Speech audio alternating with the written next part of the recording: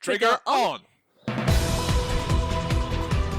Welcome, dear all, to the Duckface Diaries. We are a World Trigger read-through podcast made... I forgot the intro. It's been a while since I recorded this. We are a World Trigger read-through podcast covering the World Trigger manga volume by volume. I am Brie, Cheddar. And I'm Grail9.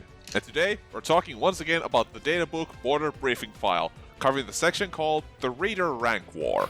Now, Brie, would you tell everyone what the Reader Rank War exactly is? Okay, I am just going to do that. This is graphs. So if you're the type of World Trigger reader who's like, oh no, the draft picks again, this might be a little more of that, I suppose. This is just going to be us talking about lists and graphs and stuff like that, with some interesting World Trigger trivia.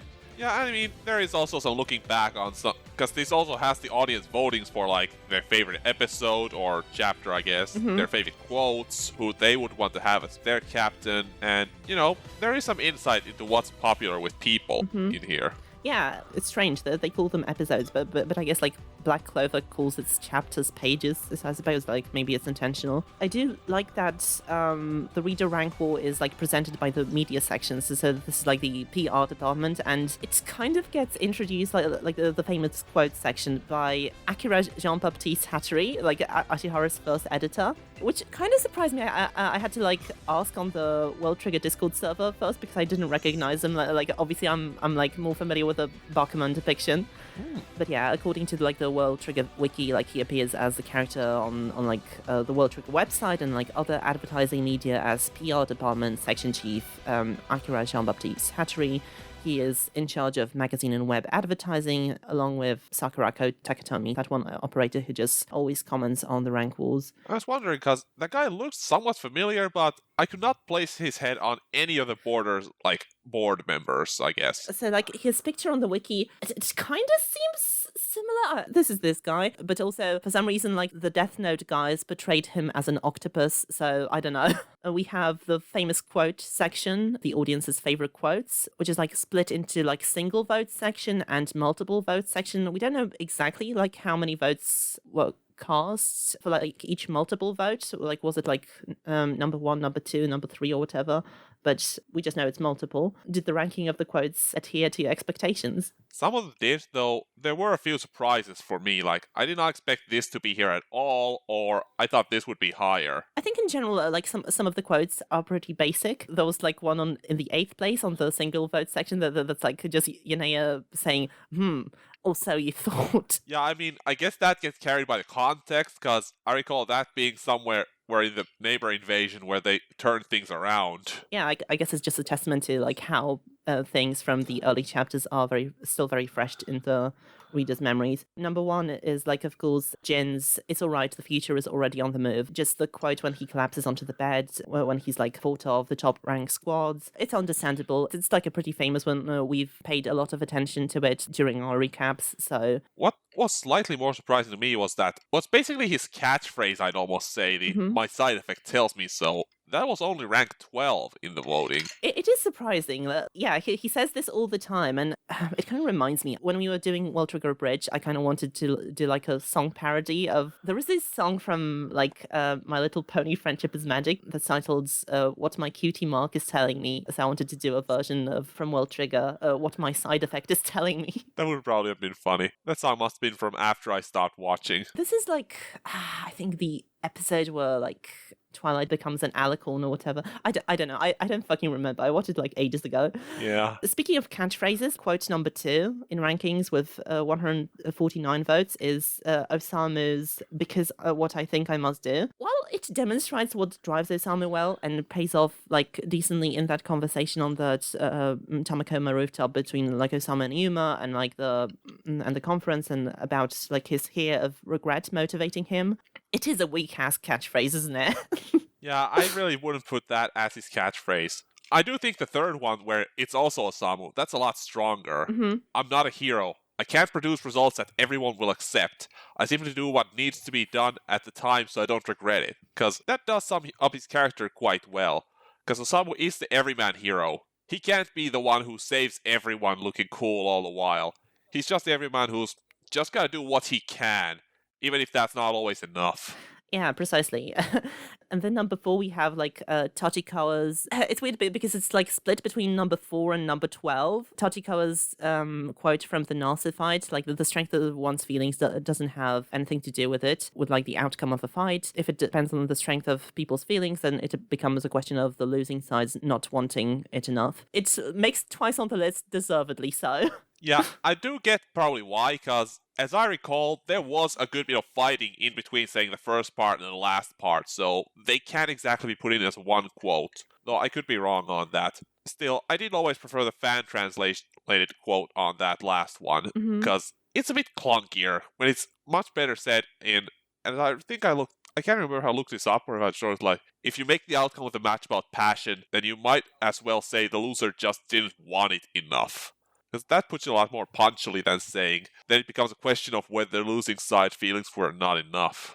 Because that is the antithesis of many shonen anime and manga, where it's about the passion and feeling, but here it says, so you're saying the loser just didn't want to win enough. Yeah, this wording is kind of clunky. I will say that, like, Border Briefing File has never been, like, translated officially, so this here is a fan's translation, so yeah. I'm going to skip a lot of it, to be honest. We don't have time to go through all 20. They have ranked 43 of them. Yeah, we're just doing the highlights. Kikuchihara's story with Kazuma Squad has kind of like resonated with people because like Kazuma saying your strength is needed, even though it's like a very vague quote, it has 89 votes and it's place 9 in the single votes version. And then, of course, Kurama got 10th place because of his superior quoting skills. Come on! I also really like having Shinoda's quote there, when he told Enedora just how much stronger they're getting. We have honed our fangs to this day to defeat the likes of you. Hell yeah. This has been prepared for years. Yeah, it is very nice.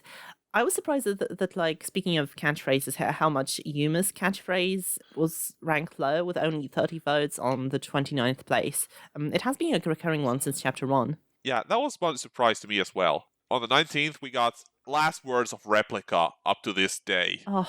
Do you know how long ago it has been since we last saw Replica, like in our world time? It was like the 10th volume, so it was 18 volumes ago. It must have been like 10 years or something? Yeah, over 10 years. Last appearance was on October 27th, 2014, chapter 80. It really shows how like powerful that moment was, given that like Replica is still kind of fresh in my memory. Yeah. And of course, we did have the brief illusory or memory appearance, whichever you would call it, when Yuma had kind of that talk with Replica during his fight against Suwa. No, not Suwa, it was a... Why am I suddenly blanking complete... Ko Murakami, that was it. Yeah, and I don't know if you're following, but in like one of the latest chapters when they were designing Trans Soldiers, like Tamakoma too, like all had a moment of like Chika or Yuma creating like replica rabbits, like during the Trans Soldier generation exercise. Yeah, I do recall Chika making that her elite unit they used in the team. Yes. The last quote of note for me in the single votes version is Nasu's, then I'll defeat everyone on this side in the last place with 16 votes. This was a very powerful quote for me. Like, it's understated, but like it hit me the most when I read it, just how nonchalantly badass it was of this like sickly Victorian child to say that line. Yeah, she really kicks up the gear when she goes try on body. Yes. The two more that I want to note are, first, one more for Osamu. If I run away from what I think I need to do even once, then I will surely turn into someone who will run away even at the time when I have no choice but to fight. Once again showing his mindset. He knows that he cannot trust himself. Yes, like a fear of regret being like a great motivating factor for him is something I really like relate to, so that's really cool. And then the 40th place, Satori Ken, somehow gloating about his twin snipe. The dumbest combat style I think I've seen. Dumber than fucking blitz balls. And it's amazing because, like, in the multiple votes version, like, he got 6th place with that. So like... How? It must have been a lot of people's second or third choice, which is to be expected. It's a very funny catchphrase. Let's be honest, like, BBF came out before Ikoma Squad was introduced, so, like, no one could say eggplant curry because, like, we all know that this would have been, like, in the top 10, if not number 1 in each poll. Yeah, at the very least, would I have some quotes? Something would have been there. I guess Satori Ken was just the meme in Japan then. He was a very early meme, I guess. Do you know, by the way, like how many fucking GIFs Discord has on Ikoma World Trigger? Like, if you search for World Trigger, I think it's mostly Ikoma GIFs. I'll try. When I searched for like other characters, it wasn't so. I think I was like searching for Jin or something once, and it was just it's Ikoma, and there's Ikoma, and there's Ikoma. What the fuck is Jin? Yeah, looks like there's quite a few in there if you search Ikoma's name with World Trigger. And I can actually recognize where most of these are from. So I wanted to ask, first of all, do you have any other favorites, any other notable ones from like the multiple votes version? Not as many. It's just some people feel there might have been just like a surprising switch from one to another. I think in general, a lot of people just chose very serious quotes, like ones that were very impactful, whereas like my go-to are probably like just funny ones, like, "I am Scruffy Hottie, nice to meet you." I think my favorite quote would be from like when Osamu went to Arashiyama's squad to like help with his shooter training and grabbed some dorayaki as gifts like from Osami. And then someone said, "Hey, Mikumo brought us some dorayaki from the good store." I don't know, but for some reason it's just a very vocal stim. Like whenever anyone buys some food, I just say, "Hey, it's from the good store." Yeah, I do not remember any that would be from this era or before this game, because wasn't this like somewhere either during or right after the Galapola invasion that this came out? Yeah, I think it was definitely after Galapola invasion. It was definitely after Katori and Kakizaki matches. I think it was like directly before the introduction of Ikoma and Oji. All right, shall we move on to best episodes, quote unquote? Yeah, let's do that one next.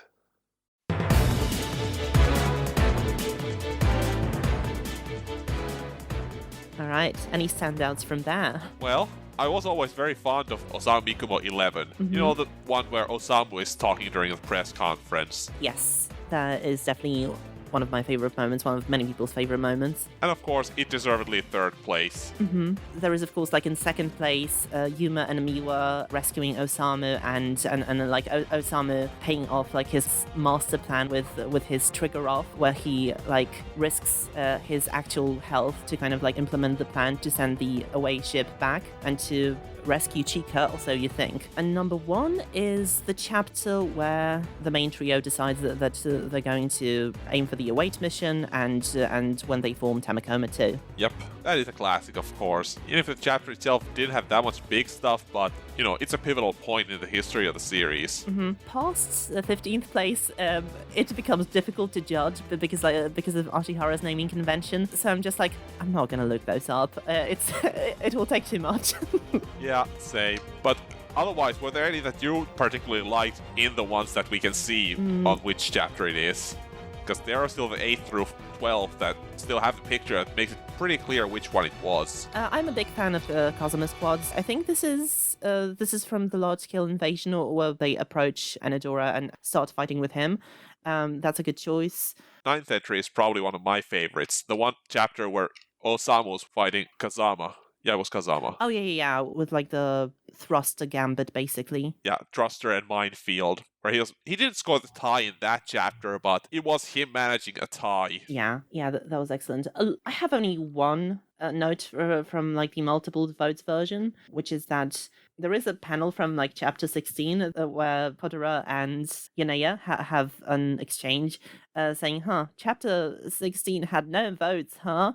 Oh man, I am in total shock. I'm not sure whether this was like a real note in BBF or just like an edit chip in Bokura. I was curious about this panel, and I reread chapter 16 to see if this is them going, oh, imagine my shock, for like it being a very bad chapter. But no, this is the aftermath of Yuma versus Miwa fight. This like where we learn about black triggers and so on. So yeah. Yeah, not that noteworthy, so not sure why that was worth reacting on. The only other thing is that's different is that in second place there is a chapter with the battle between Kitora and Ionea when they break into that small flat and she manages to defeat him during the big Fujin match when they were hunting for Yuma. Yeah, it was a pretty decent fight back then, especially her using strategy like force him into a narrow area and use the wires, which dang, that was a long callback before they became main strategy for Osamu. Yeah, especially since like she uses them very differently. But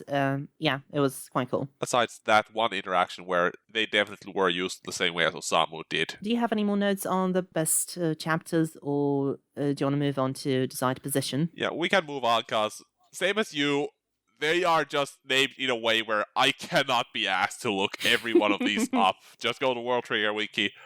Chapter 65. Oh, that one. Okay. That one. What's the first one again? Shit.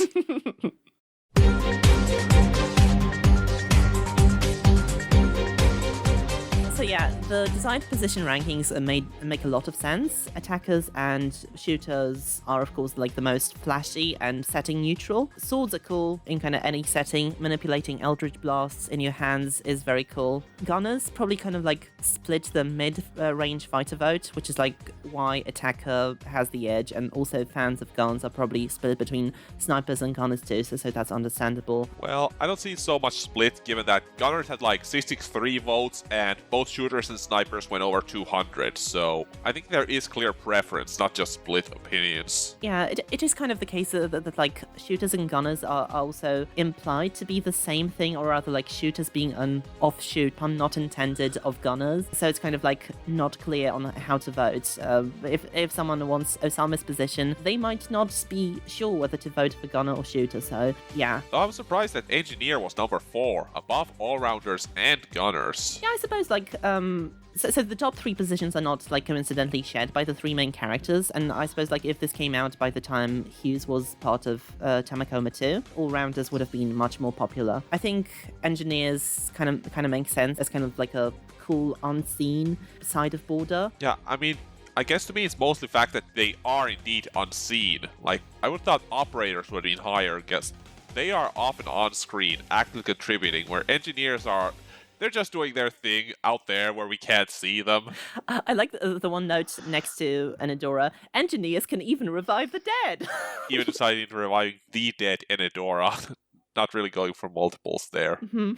Speaking of like unseen things, Trapper gets the 8th place with like gunners, operators, all-rounders and engineers above them. I suppose it is really the case that we don't really see how Trappers affect the battlefield, because there are basically like 2 or 3 fucking agents who are Trappers, and they have not been shown in combat at all. Wait, there's more than one? Yeah, do you know like the kind of frog cat girl from Karko Squad? I think her name is Kitagawa. Yeah, that design is memorable enough that I can remember it. Yeah, so her and Fuyashima, and I think one of the lower ranked squads, when we covered the B ranks, I think someone was there. Even the page says the Trapper's fighting style will be revealed in the future.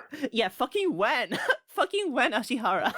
Well, considering the pace at which the current, selection exam is going, then I would say in 37 years. I am hoping that because we're getting to the battle section of the away mission test quite soon, I am hoping that the A ranks will be involved in that somehow, and maybe then we'll see what the Trappers actually do. There are also other like joke entries. There is Border Radio Station host, there is Border HQ's cafeteria lady, there is captain of Tsukimi Ren's personal pest extermination squad, which is like most definitely a reader ex Tsukimi Dojin. And of course, some people just want to be the commander-in-chief, take over that position. And the weird one, Rice Cracker Company's new product development employee currently on loan to Tamakoma branch. This is most definitely a reader ex-Jin Dojin. Yeah, I was thinking that was something like that. So, would the next one be the captain candidates, or do you have anything else to say here? No, nothing else. So, captain candidates, yeah.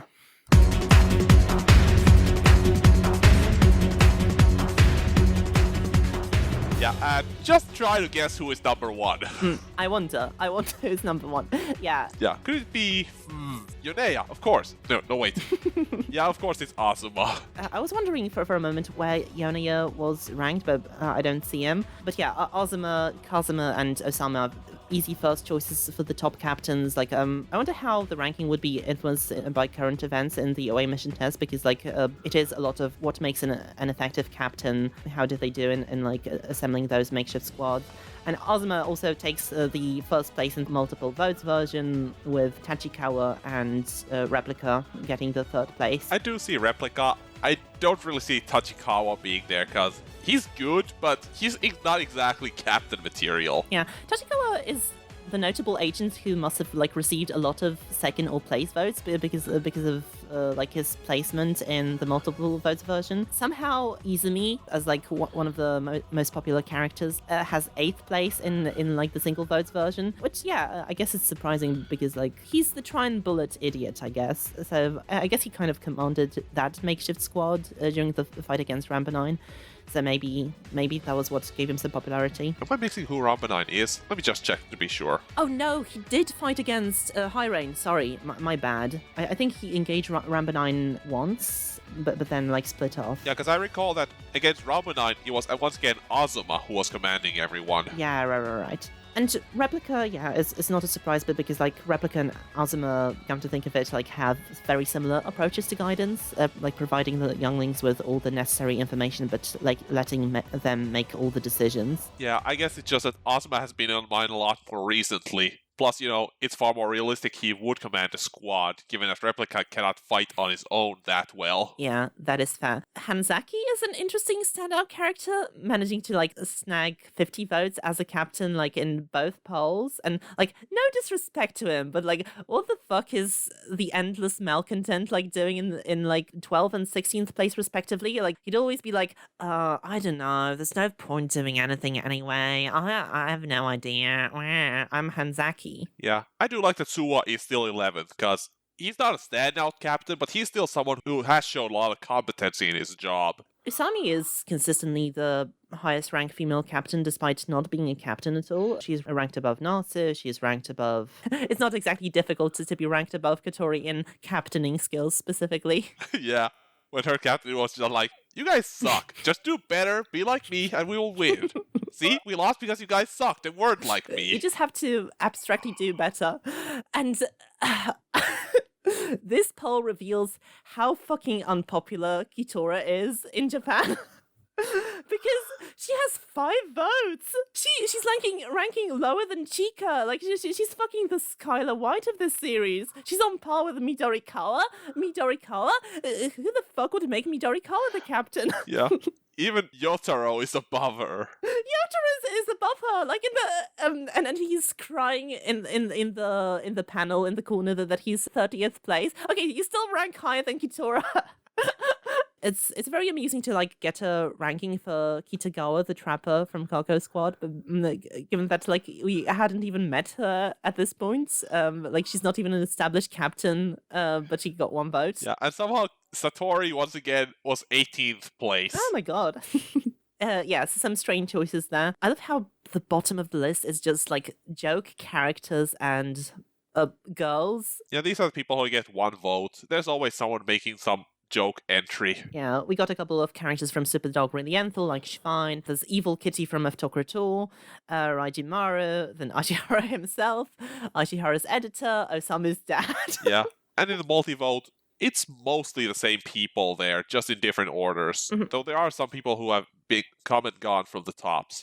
Like, Ninomiya wasn't in single votes in anywhere in the top 20. Or was he in top 20? No, he was not. Yeah, I guess so similar to Tachikawa, he must have gotten like 2nd or 3rd vote multiple times. 51 times, I guess. I mean, guy is kind of an asshole, but he is still like very competent as a leader. Yeah, so it makes sense why people would be maybe put off at the start, but then consider like, maybe he can be in 2nd or 3rd place. I do love Composed Beefcake's note because like he ranks chapter 4 in the multiple votes, and it's like muscles with brains beautifully ranking in the top 5, in the top 6.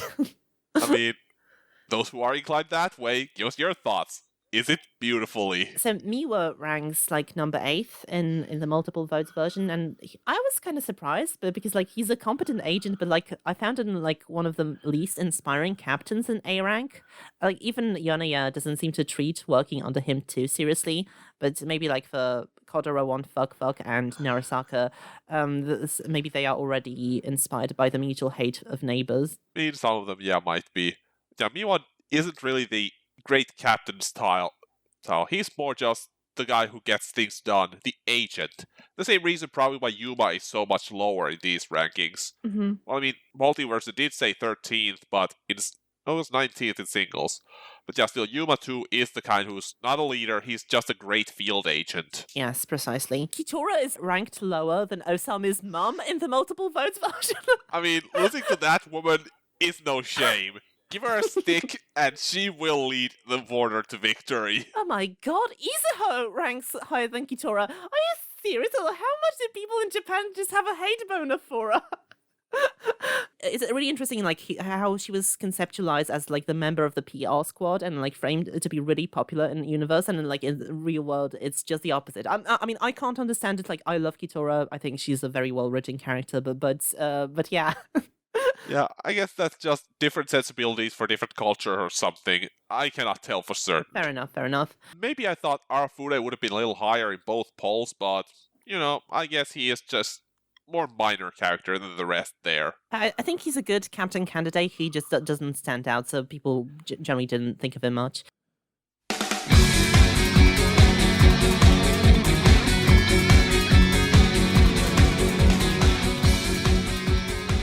Apparently, maybe the readers were polled for what kind of data they want to find out in the border briefing file, and of course they managed to like rank even the rankings, which is like absolutely ridiculous level of minutia. Yeah, but it did give us some really nice charts we can look at and comment on. I just want to like list some like standout things that didn't get made into graphs. So like people wanted to know the friend relations graph, like inside and outside of border, like what people did in the off time. There was also like solo rank wall results, which would have been kind of interesting, like including current S ranks and like the border staff. Heavy drinker ranking could have been interesting, but like most of the characters are minors, so it's would have been limited. Yeah. What's drinking age in Japan anyway? I would have thought it's 18. I'm gonna look this up. You do that, because I know it varies by country, so I want to be sure. Oh, it's 20. Okay, 20. So not many characters, I don't think. Like Ninomiya would have been like a little over the cutoff point. So with Jin, Jin is like 21, right? I think he is. But yeah, it would cut off most of the people. I mean, unless some of them just don't care about the law. Oh, actually, Jin is only 19, so... 19. Okay, interesting. Yeah, it would have been most agents. Then there's like every character's salary and... Actually, I'm sorry, I can't move on from that. Who do you think would be the biggest drinker in Border? I would say Tachikawa. Tachikawa makes a lot of sense. He is kind of he does give me kind of a frat boy energy. That or Jin. Out of the adults, I think like most of the guys in Border staff are like divorced. So I think Hinata strikes me as someone who's like a very responsible drinker, and then Karasawa is a smoker. So maybe he's got a bit as well. But he also did sports in college. So I don't know. I think Shinoda is completely sober, but maybe Sawamura has a bit of a drinking problem, I would say. Every character's salary and savings. This would have been... I'm surprised that this got 16 votes. We don't know much about Border's like pay structure. It was, I think, in a volume extra they showed some of that. Yeah, and in the draft picks they also, I think, said that yeah, every A rank has a salary, every B rank gets like commissions from like patrols and like how many Tryon soldiers they get rid of. Details on Tryon bodies, Jin's number of sexual harassments, which I wouldn't have liked to see. Thank you very much. Each character's amount they read. Eyesight ranking, including who looks good in glasses. Skill at gaming, that would be interesting, and also like average number of bailouts. Would it be nice to see, like, how often do these characters get taken out? I would imagine, like, most of the snipers would rank pretty low, but it's quite interesting. Also, like, split between, like, voluntary bailouts and kills. One interesting thing is, like, those who were border members during the first large-scale invasion, but this got kind of, like, incorporated into another poll. And, like, what do they put on the fried egg? How cooked do they have it? Distribution map of soy sauce, mayonnaise, and etc. And one that I think would have been fun, but only got 3 votes: play-by-play and color commentary ranking.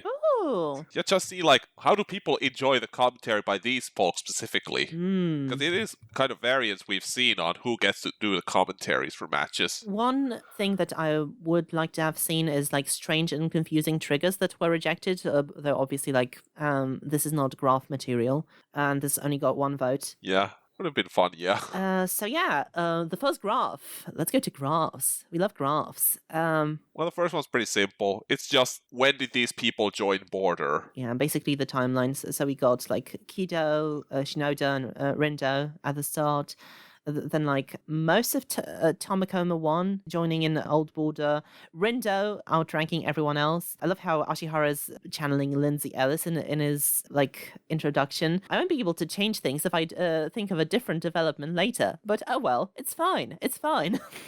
Of course, we do know that this shows only the living members, because like we saw, most of the very old guard died during the battles, so... Yeah, precisely. Sawamura is an interesting case since like she was an agent before joining Boulder staff, so I wonder how long she was an agent for before that. I had another note, which is like if Usami and Mikami joined at about the same time, both like were operators for Kazuma Squad, and like Mikami succeeded Usami as the operator of Kazuma Squad, so I wonder who Mikami was operating for before. I guess maybe she like stayed as a C rank for longer or something like that. Also, I was kind of surprised at just how recently Kuroi Futaba joined Border, because wasn't she like one of the A ranks? Yeah, she is an A rank, just like Midorikawa, but like she is one of the youngest. Like they are both, I think, 14 or 13. Yep. They are basically like the newfound prodigies. So they joined just a little before Osama did.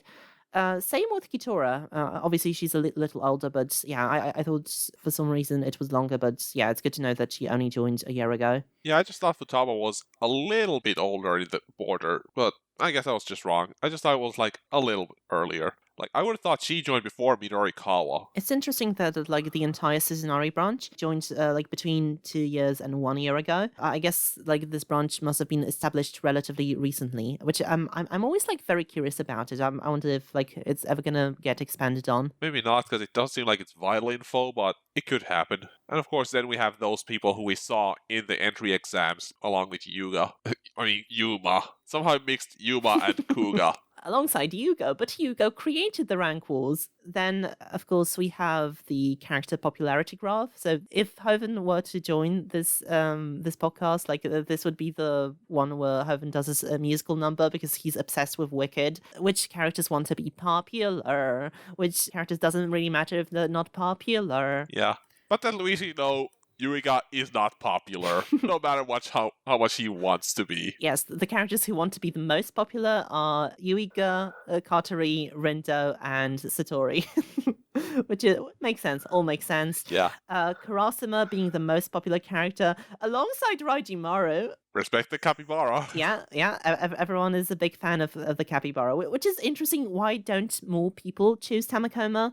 But I'm guessing... I mean, Raijimaru chooses who gets to join. If they're not worthy, he will banish them away. The recruitment depends on like who Raijimaru will allow to pet his tummy. Pet her tummy, sorry. I thought Raijimaru was a girl, I think. I don't remember. Then again, I can't really that much trust the translations because, as I recall, Japan wasn't a gendered language, right? As in no gendered pronouns, or was it? It expresses gender kind of expression, specifically in like first person pronouns, but yeah, most of it is like very context dependent. Some characters like Big Mom from One Piece can use ore, which is like a very masculine pronoun, so yeah. Yeah, I'll just say I have no idea, I don't know, I'm ignorant, and I'll move on to say that I'm surprised Katori is so popular. She does seem kind of like a popular kid at school, so I'm not exactly surprised, although, yeah, she's not like the most popular, but she is very social, I would imagine.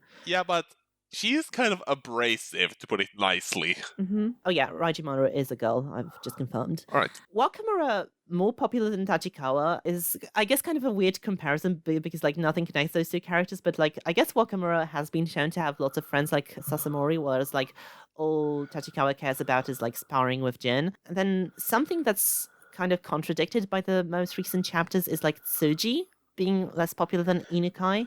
We know that Tsuji is, like, very popular with girls, but I guess, like, same thing. Inukai is kind of more openly social and extroverted. What I was surprised also by was Kitora. Not so much that she's popular, but more that she doesn't want to be more popular, because it's been quite a few times a joke that how much she wants to be respected or liked by others, so I thought she would be more upwards in wants to be popular in the graph. Yeah, that is very much the case. I guess unlike Yuiga, unlike Midoriya, she kind of cares more about the appearance of like not wanting to be popular. And again, this is like data gathered by border. So maybe it isn't like an in-character thing, in-universe thing. What I was surprised about is like Kikuchihara being on the popular side among the agents, even like more popular than Jin. Well, I mean, I guess Jin's popularity is lowered by all the sexual harassment, so... Oh my god, maybe. Jin is not really popular with the girls, so that kind of like cuts the demographic in half. I even recall Tokieda making a comment that like he rarely sees Kikuchihara talking to anyone, and like him talking a lot to Osamu was notable. I don't know. Kageura also, I thought, would be less popular, given that, yeah, he's good, but aren't most lower rank agents kind of afraid of him, given his violent tendencies? Yeah, some of it is a surprise. Yeah, I think it makes sense for Hanan not to like really care about being popular. Osamu is like on the not popular side, but about in the middle. Chika is more popular, which I'm guessing like we have been shown like Ikoma Squad to have been fans of hers. I mean, she has the reputation as the Tamakoma Tryon canon, and even then she's just barely like 2 boxes from the middle. That's very true. That's, I think, all my notes on popularity. Let me see if I had anything else to mention. Yeah, I guess I was surprised how popular Yotaro is. Right next to Gatori, and on the second most wants to be popular. I think it makes sense. Like he's kind of like the child mascot of Border. And we've noticed like him hanging out with Yanaya and stuff. So like he does regularly visit Border, even though we don't really see it. Yeah, I guess. Maybe it's just that I'm not really a fan of kids. Fair enough.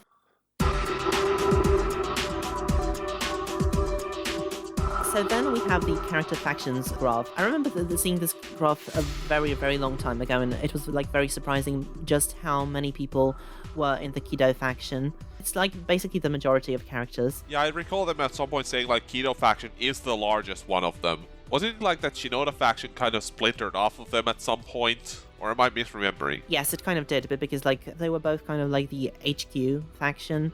Shinoda is kind of the most centrist. I love how, yeah, it's very on the nose. Like Tamakoma is on the left, Kido on the right, Shinoda in the center. I love how Yuzuru is mostly like don't care about politics, like his squad, but then like when he gets a crush on Chika with blue hair and pronouns, he's actually like, actually I'm a leftist now. Or at least very close to that leftist ideology. Yes, Kageura, we know, yeah, he does not give a fuck. He just wants good battles there and to do his job. Of course, we see a lot of like characters who would have a lot of grudges against neighbors, specifically Hana, Katori, of course Miwa, but being like the most Kido he can be apart from Kido. Second most, Netsuki seems to be a little bit more towards the right. I guess that's fair. But then again, he is a capitalist, so... He is very much so. Susanari branch seems to like very ideologically tied to Tamakoma from what it seems, but also like being very much in the center. Taichi like kind of like seemed to me the one outlier at first, but oh yeah, it's the visual display of the pages because like they have to like split the pages somewhere. Yeah, that's just from the split that... For that reason, it's much wider. Otherwise, it would be really difficult to see things that goes in between the book spine. Yes. Looking at it, Natsume is the only one who is like in Tamakoma area, but is not part of Tamakoma branch. She is basically like about to be recruited. I think she's hung out at Tamakoma once even. Yeah, but isn't she gonna be part of Nasu's squad? I guess so. Maybe in the future we'll kind of see Nasu and everyone else kind of like collaborating more closely with Tamakoma. Possible. I mean, currently they are unaligned. I think in general, like people from the same squad are generally close to each other. I haven't really seen any outliers. Yeah. Kitazawa is like closer to Commander Kido faction than everyone else from Kageura squad, so that's one thing. So, should we move on to the high school attendance distribution map? Yes, only one thing. Usami is closer to being a centrist due to ties with Kazuma's squad, so that's the only one other note I had. But yes, high school attendance distribution map. Ashihara says a graph that separates the characters by the school and the class they attend. Do prep schools still that thing where they separate the classes into ABC based on grades? Arashiyama went to the normal high school, but because it was close to his house for sure. This implies that otherwise Arashiyama would be maybe attending a posh boys school like Konami is, but because like he's a cousin and all. Yeah, I guess like his siblings have been shown to attend Osama's middle school. It does kind of make sense that he would be in the same one. Ashihara kind of like had to stick to that. Yeah.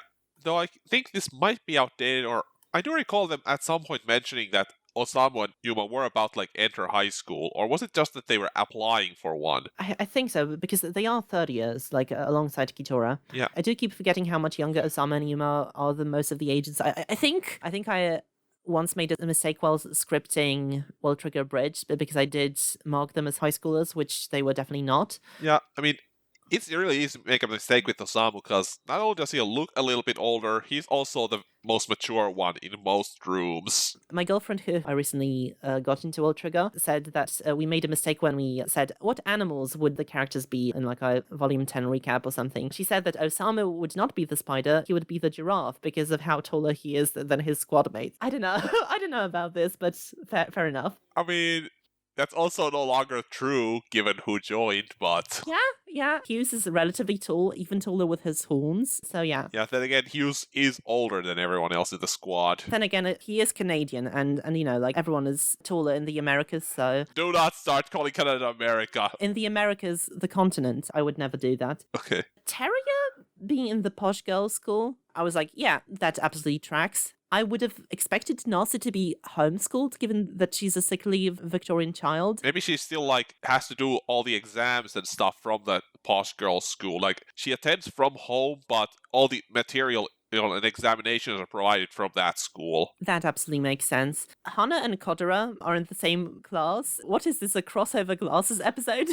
Kurama is a graduate of a prep school. I would have thought that this would be an acting school of some sorts, but because, well, we need to know where he got his superior acting skills from. I mean, maybe he was just in a drama club. Maybe. It is quite possible. Yeah, it's fascinating how, like, characters who have never interacted up till now apparently, like, copy each other's homework, like, especially, like, here in the normal schools. Like, Wakamura, Kumagai, and Osano are in the same class, and it's like, those characters have never interacted. That's really interesting, actually. I mean, I guess there's only so many people you can get from that age group. Some of them are bound to, at some points, be in the same class. Yeah, it's fair enough, but like, I would have expected like people from the same class could have made a squad together or something like that. But I'm surprised just by how rarely this happens. I mean, Isa's explanation likely is that until now, Ashihara had not thought of these.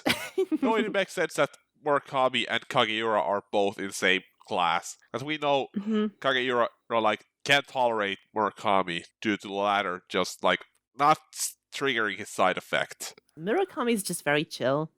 He's just a chill dude, with very blobby tears. Yep. I think that's all from this page. Yeah, except that Rajimaru should be higher than anyone. He should be in college. He should be a professor in college. She definitely should be. Oh yeah, another thing, like all the border staff, basically, I guess not all, but like Kido, Hinata, and Natsuki, all prep schools kids, Rindo and Shinoda and Sawamura are the only ones who attended a normal school. So like high ranks from the prep schoolers. Yeah, half and half then. And of course, like, prep schoolers are the assholer ones. Absolutely. And then academic grades from volume 14. And Yuma's a dum-dum. Yeah, I mean, kid spent his life on the battlefield. Probably didn't get that much of an education. He's a fast learner, but he had to jump into the ocean, proverbially. Rajimaru apparently has average marks and is neither sports nor liberal arts oriented, which is interesting. Katori and Osamu are confirmed to be about the same in marks, although like when Katori gets better scores on the away mission tests. So I suppose it's a case where like Osamu kind of works harder and like, of course, he even becomes a tutor, while Katori is brilliant but lazy. Yeah, we know that. We have seen several times that Katori gets high marks, does not need to study for them. Despite being a member of the A-rank idiot trio, which is like Midorikawa, Yonaya, and Izumi, apparently Izumi has average marks. So yeah, I guess like he's an idiot in name only. Though I did think that Osamu would be a bit higher than he is. It's not low rank, but he struck me as someone who studies a lot. He kind of studies a lot, but is still kind of average. So his effort doesn't really pay off that well in school, especially since, like, academic stuff, he can't really display, like, his out-of-the-box thinking with standardized testing and so on. Yeah, I guess. And it shows that Yuiga is also on the level of Osamu, so Guess he's good at something. Yeah, that's fair enough. I guess at the very least, he's a good student. Well, he does go to a posh boys' school, so they do have funding for proper education at least. Teruya and Mizukami are confirmed to be like the smartest of the smarties, which like makes sense. Like Mizukami and Kashio are not here to confirm, but yeah, given that they are the smartest squad in the away mission test, this makes a lot of sense. Only Kodera and Kinuda are either on that level or higher. Even surpassed Azuma. Hinata is not one that would stand out for me, but like he absolutely makes sense. Like he's the engineering genius who basically like developed border engineering. Well, he kind of like took that over from the guy that was introduced in the most recent chapter, who I forgot the name of, but yeah. The character we very briefly saw in an arc that's full of characters, half of whose names I do not remember, I'll admit that. That's fair enough. I guess he was the standout introduction to me. I think that's all the notes I have from this page.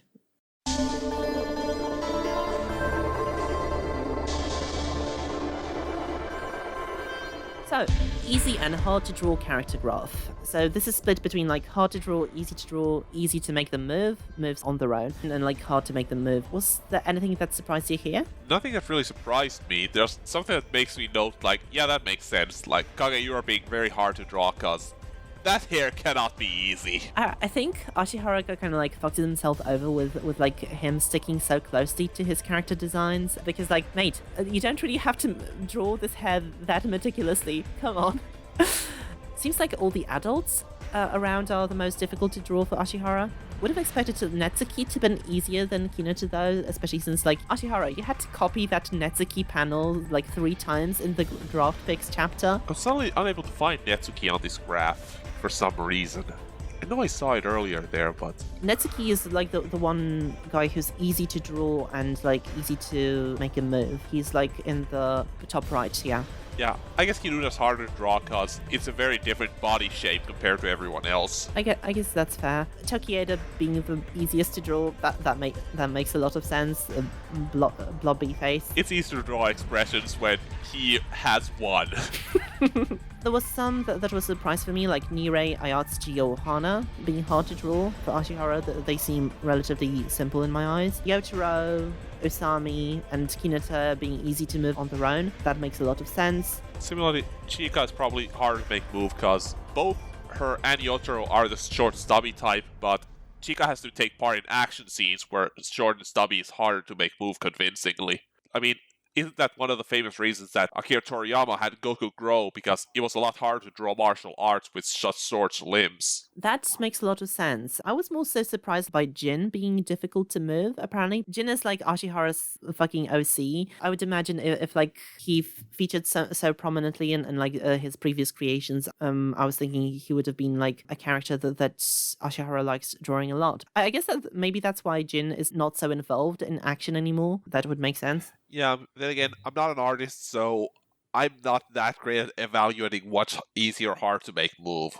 I'm very out of practice myself. But if you subscribe to me on Patreon at the $6 tier, I can draw you World Trigger Duckface character listeners. So yeah, good spot to advertise. And then Flesh Body's physical ability graph. So any surprises there? Well, Reiji topping is not a surprise. Giggity. Raijin Maru seems kind of like the obvious joke entry, but she's not. She's the most physically powerful because like she's the Medan crown trigger. Yeah, I mean, there's that too. I almost forgot that part. Though they had not revealed that yet, I think. They had not, but like it's interesting that like maybe Ashihara was keeping this in mind. Or this could be a joke. This works both ways. I mean, she does always have to be carrying around Yotaro, so that's gotta build some muscle. That's fair. Nasif versus Raijin Maru would be like literally coughing baby versus a hydrogen bomb. Yeah.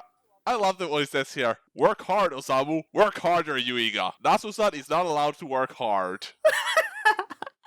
Oh my god. And for Yoshima being physically unfit, like I was surprised. He's a right hunk. Like maybe he has some back problems, or that was why he became a trapper or something. Maybe that's the case. I don't know. I mean, he might look good, but he is a trapper, so all he does is just pick a building and sit on his ass all the time. That's fair enough. Or maybe this is like his tryout body is punk, and when out of it, he's just lanky. Like, he just asked the designer to make him look handsome. That is very possible. Maybe he did the equivalent of like, oh yeah, I will make my boobs look bigger in my triumph body. I do wonder, like, to what degree can you edit your tryout body over your real one? I think it's a fair amount, I guess. Like, if you can, like, edit clothes a lot, I think this would, like, be a lot of texture in general. So I wouldn't think that, like, bodies specifically would be that much of a difference. I would wonder if they would ever try to do it, like, make everyone look like the same guy so anybody gets confused, but then I also thought that could probably also make it hard to move in a body that's completely unfamiliar to you. That would make sense, especially how the stats aren't entirely different, because that, of course, depends on the try-ons. So maybe it kind of would have been like creating try-on soldiers like the characters did during the away mission test. You only have that much try-on to work with, only this many resources. Yeah, it's not that surprising for what you would think at looking at someone. I think that's all my notes from this chart.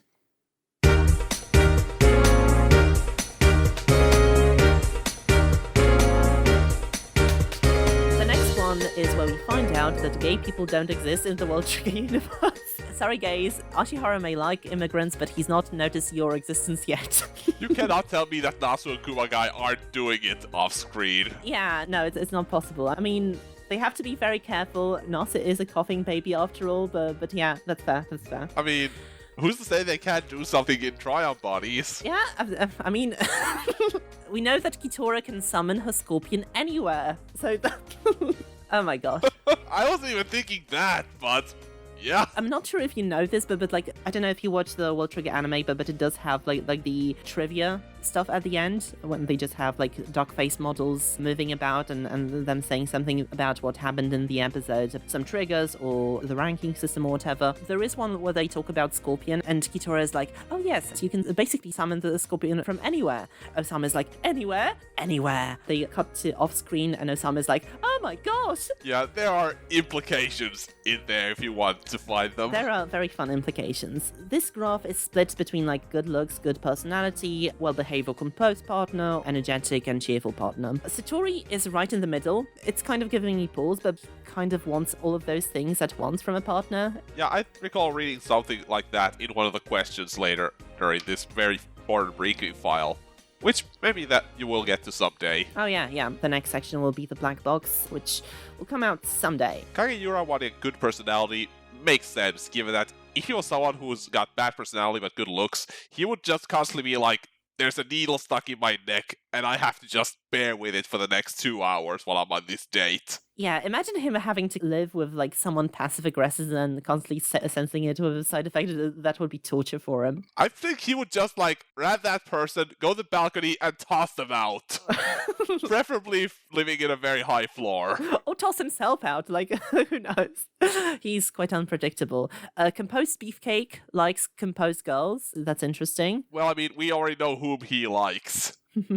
Yes, we do. There is a slight error. Wakamura is subtitled as Katori, but he is very visibly in the crushing on Hana portion of the graph, which makes a lot of sense. He likes a composed girl with a good personality. I wonder what it could be. Konami being on the good personality train more so than any Tamakoma member is not something I would have expected, but yeah, interesting. Still, good for her. And we also see that Yuga got Yuma. Why am I once again saying Yuga for some reason? Either way, is more into looks than personality. Not by much, but still. Yeah, some of the other ones is like Jin being fully on the good looks train. I suppose that tracks. Same as Yuiga. Same as Yuiga, same as Katori. Konichika as well. Suwa, Rindo, and Amo prefer an energetic girl. Yeah, Amo was a surprise to me as well. I have trouble, like, imagining Amo as, like, anything other than asexual, but yeah. Well, I mean, I have the same thing with Yuma, but... Yeah, kind of the same. I guess it's just like, we have to put them in the graph, because I have to put everyone in here. Yeah, I suppose so. And Jump won't let me just have a box that says asexual. Kitora is into someone who's well-behaved, which makes a lot of sense. Similarly with Emma. Yeah, Shiki, it's a surprise that she's in this graph at all, that it's like the Nazi Squad operator. But yeah, I suppose Comphet. Yeah, and of course, Emma. I wonder who this well-behaved composed girl could be. I wonder who this is for. And yeah, that's all my notes from this. Though, of course, yeah, I will note that he is in luck, because Chica also seems to be in the same direction of where he might land, so go get it, Tiger. Yeah, they are very cute together. Only other page is the extra characters, which is which introduces the people of importance connected to Border staff. If this is Border just, oh yeah, this is for internal use only, which makes a lot of sense, but because if they were publishing it in the universe, I was like, this is doxing, you can't do that. There is a page on Osama's mum. Yeah. And I did not know her name was Kasumi. Another character I know whose name is Kasumi is Misty from Pokemon. It only now occurs to me how much Kasumi has Nico Robin energy, if a little less cheerful. The threatening energy is always there, and the looks are very similar. I don't really read that myself. Maybe just because she's...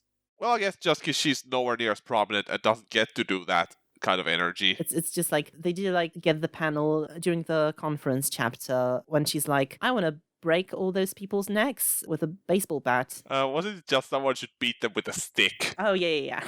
So looking at her, yeah, I can buy why in the chapter, whoever it was that came to get Osama, I can't remember who it was there, thought that Kasumi was his sister, not his mother. Yeah, she does look very youthful. Of course, it's Kurosawa, who played rugby in college. Then there's Raimondo, the never-ending road to Calvary. These trans soldiers who seem to know my crime will surely come a second time. We also have the leader of the neighborhood nation of Calvaria, and only other person is Chica's friend from primary school who got abducted by the neighbors. So yeah, there we go. I just went to check. Kasumi's age is 39, so really well kept. Yeah. She's got to have a great skincare routine. Yeah. It's very important. You've got to do that aloe vera cream and that's all. Unless you have any other notes. No, so yeah, it's that's all, folks. All right, let's do the round-off. So that is going to do it for the 4th episode of Border Briefing File from Duckface Diaries. You can find us wherever you listen to your podcasts. Just search for Duckface Diaries and it will be there. You can find all the socials on my Linktree. That's linktr.ee/Wensleydale Cheddar. If you want us to devote more time to making the show better, consider supporting us on Patreon. In return, you can get your name in the YouTube credits, get access to some bonus content like our massive Nuzlocke series, which we are close to releasing the second one. So overall, it's just it's going to be over 200 episodes of content. So go ahead and watch that. It's pretty funny if you want. We also have bonus podcasts covering Ashihara's one-shots and Super Dog Relianthal with B. Bernard. You can also make me draw you a World Trigger Duckface avatar, like I said before. And best of all, you can help us reach more ambitious goals, like doing a special podcast to cover the anime filler arc. And remember that, much like the neighborhood, the YouTube algorithm is a dark abyss of sorrows and woes from which channels like these never surface, and what helps us navigate it is liking, subscribing, and sharing the podcast with a friend. So yeah, on the same YouTube channel, you can listen to Pokemon Adventures, our retrospective where we cover the Pokemon special manga, arc by arc, alongside video essayist Henry Kathman, who recently released a video about Pokemon tabletop games, which I did some voices for. Grail, where can people find you? Well, not much else aside on Blue Sky at Grail9, and I'm finally able to reclaim my name when switching over from that other site that no longer shall be named. Don't use it, please. It's fucking terrible. It's a tool of fascism, but it unfortunately has still some cool memes from trans girls that I follow. I don't post there. I just screenshot things and post it to my polycule. Send us emails, questions, comments, suggestions at wensleydale012@gmail.com or follow us on Blue Sky. The podcast is at duckfacediaries.bluesky.social. And once again, you can find all the links on my Linktree. That's linktr.ee/Wensleydale Cheddar. That includes all our podcasts, Patreon, all our socials, and all the people who have ever been involved with the show. You can also catch me live on Twitch recently. So me and Spinning Asher have been streaming Final Fantasy XIV as our VTuber World Trigger OCs. We try to stream once a week and post in advance on our Blue Sky. So if you want to catch us live and chat some World Trigger or Pokemon with us, we're always down for that. I'm very proud of the fact that I managed to get someone into World Trigger through our streams. So head on over to twitch.tv/Brie_Cheddar. You can also find that at the very top of my Linktree. Just click on the Twitch icon and give us a follow, since we're quite close to getting affiliate status. A sincere thank you to Milo Jack Stillitz for composing music for us, an orchestral rendition of Giri Giri, the first opening sequence for World Trigger, and an orchestral rendition of Ashitano Hikari, the second opening sequence. You you can find his work at soundcloud.com/Milo-Jack-Stillitz. The next section that we're covering will be the black box section, which is basically a lot of Q&As between the readers and Ashihara. That's going to be an interesting one. It's a long one, so I'm not sure whether we're going to split it or just cover it in one go. Will you be interested in returning for this one? I will, because I read some of these questions on my own time after you gave me the reading. Just noticed it there, and there's some really funny or really insightful things there. Excellent. Ashihara's lines are basically like one of the most fun thing about